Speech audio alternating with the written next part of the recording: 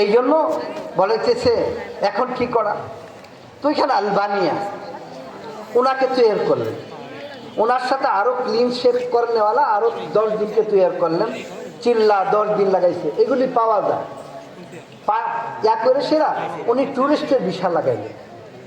টুরিস্টের visa লাগা উনি পাশে একটা দেশ আছে রোমানিয়া ফ্লাই করাইলেন, ওইখান থেকে টুরিস্ট বাসের ভিতরে তাদেরকে ঘুরাইতে নিয়ে গেছে।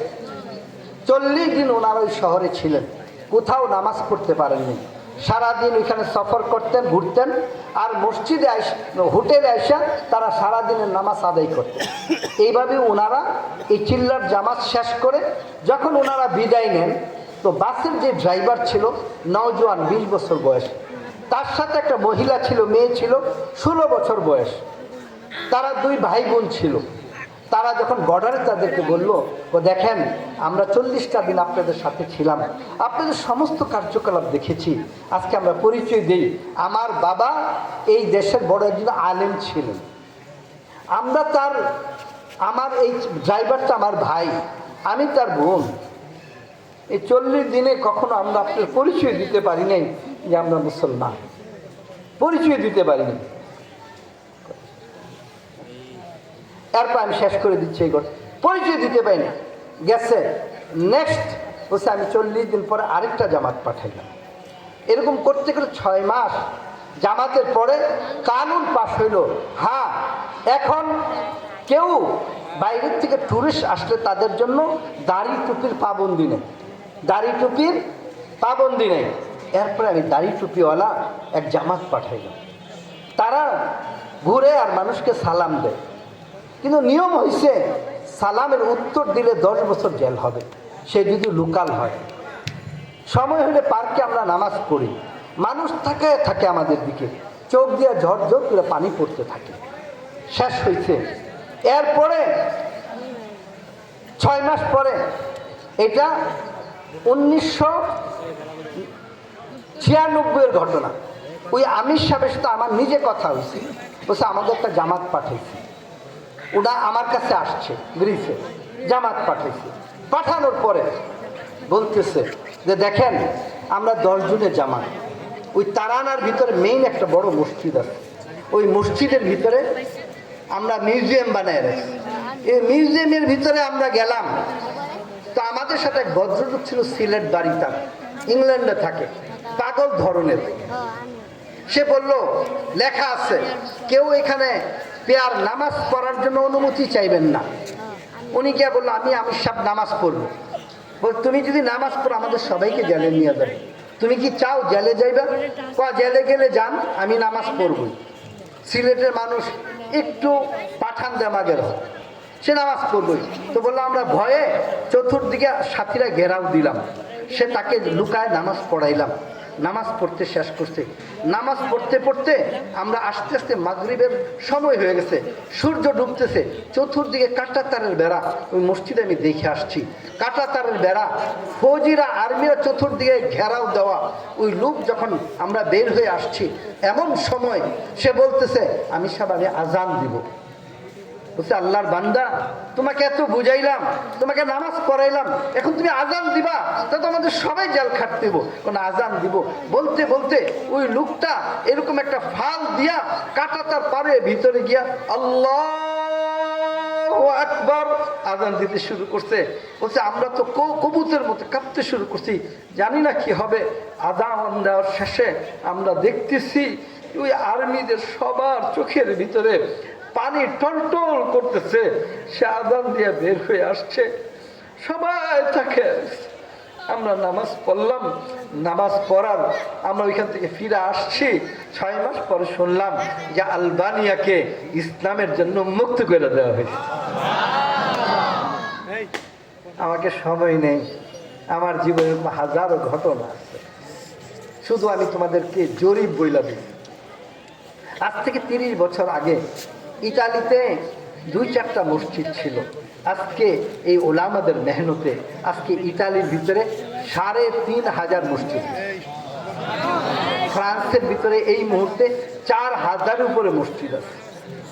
জার্মানির ভিতরে, আমি কিছুদিন আগে জার্মানিতে ছিলাম, জার্মানির ভিতরে শুধু তুর্কিশ কওমদের ৩,৫০০ মসজিদ।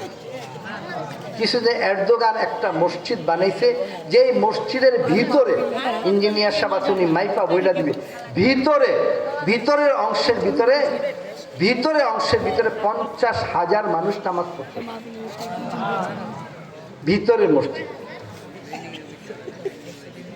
কেন হয়েছে, কিভাবে হয়েছে বলেছে? এই জন্য এলেম আর দাওয়া, এই দুইটা জিনিস যদি থাকে। এই অধম অ্যাথেন্সে গেছি 1999, তখন মানুষ কেবলা জানতো না। কেবলা কোন দিকে? কেবলা বাংলাদেশিদের ঘরের সামনে শরাবের বোতল লাইন ধরা থাকতো। মানুষ জিনা আম ছিল, শরাব আম ছিল। কবে রমজান আসতো জানতো না, ঈদ কবে জানতো না। চিঠি যাইতো, আমরা ঈদ করে আনিছি, আচ্ছা ঈদ চলে গেছে, রমজান চলে গেছে। আল্লাহর মেহেরবানি দাওয়াতের কাজ শুরু করছে। সর্বপ্রথম ইসলাম শেষ হওয়ার পর ওইখান থেকে এই অদম সেখানে আলিফ বাতাসা দিনদা করছে।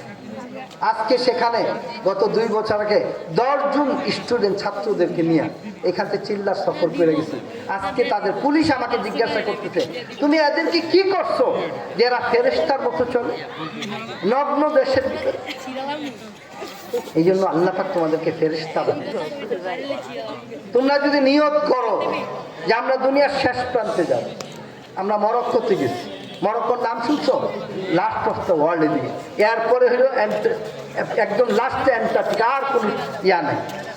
ওইখানে সাহাবাদের কবর পাওয়া গেছে, ওইখানে সাহাবাদের কবরে লেখনীয় পাওয়া গেছে, নাহনু আসহাবিন মুহাম্মাদিন সাল্লাল্লাহু আলাইহি ওয়াসাল্লাম। আমরা মুহাম্মদ সাল্লাল্লাহু আলাইহি ওয়াসাল্লামের সাহাবা, আমরা মুহাম্মদ সাল্লাল্লাহু আলাইহি ওয়াসাল্লামের সাহাবা। যদি স্বর্ণের ভাবে একটু গম আর আটা পাইতাম, তবে ওইটাকে আমাদের এই নিজের জীবনের জন্য দিয়ে আমরা এই দিনকে নিয়ে আগে পৌঁছাইতাম। কিন্তু পরবর্তীতে তারা ওই লেখনী নিয়ে গিয়া দেখে কতক্ষণ পরেই সমুদ্র, এরপরে আর দুনিয়ার শেষ প্রান্ত নাই। ইতিহাস প্রমাণ, সাহাবাদের জামানায় যেখানে মানুষ ছিল সাহাবারা সেখান পর্যন্ত পড়ছে। আজকে 1400 বছর পর যেখানে মানুষ আছে তবলিগ ওয়ালার ওইখান পর্যন্ত পড়ছে, ওইখান পর্যন্ত দিনকে পৌঁছে দিয়েছে। আমি তোমাদের কাছে আকুল আবেদন জানাবো, আমরা এখানে যারা আছি সবাই নিয়ত করি, আয় আল্লাহ এই দিনকে নিয়ে আমাদের দুনিয়ার শেষ প্রান্ত পর্যন্ত আমরা পৌঁছাবো। নিয়ত আছে তো ইনশাল্লাহ? এই জন্য যারা এই বছর বুখারী পড়েছে, যারা এখানে আমরা হাদিস তাকমিল করছি, তারা একটু দেখি, তারাই দেখি, শুধু তাদেরকে আমরা একটু দেখবো। যারা এই বছর আমাদের এখানে আছেন তারা উপস্থিত, হ্যাঁ, যারা কাজে আছেন অনেকে, হ্যাঁ, তো যাই হোক ওনারা, এবং যারা মেশকাত তারাও আছেন, নিজে আছেন। আমরা অনেক মাদ্রাসায় যাই, আমরা এখানে আপনাদের কাছে আসছি, নিয়ত করেন যে কমাস কম যারা দাওরা দিবেন তারা সালের জন্য, আর বাকি যারা আছেন এই রমজানে আমরা আল্লাহর রাস্তায়, আমাদের জীবনটাই আল্লাহর রাস্তা, আমাদের রাত্র আল্লাহর জন্য, দিন আল্লাহর জন্য। ইন্না সালাতি ওয়া নুসুকি ওয়া মাহইয়ায়া ওয়া মামাতি লিল্লাহি রাব্বিল আলামিন। বাকি রমজানটুকু আমি উম্মতের জন্য, আমার নিজের ইসলাহ হবে, উম্মত পর্যন্ত দিন পৌঁছবে। যদি দাওয়াত আর তালিম এক নেহাজে না চলে, এক পট্টিতে না চলে, তো দিনকে হেফাজত করা বড় কঠিন, বড় কঠিন। যদি এই দুইটাকে একসাথে চালাই তো দিন 1400 বছর আগের মতো চলবে। আল্লাহ পাক আমাদের সবাইকে আমল করার তৌফিক দান করুক। এই জন্য নিয়ত করতে পারি না ইনশাল্লাহ, হাত উঠে যে আমরা আমাদের ছুটিগুলিকে আমরা কিছু সময় আল্লাহর রাস্তায় দিব।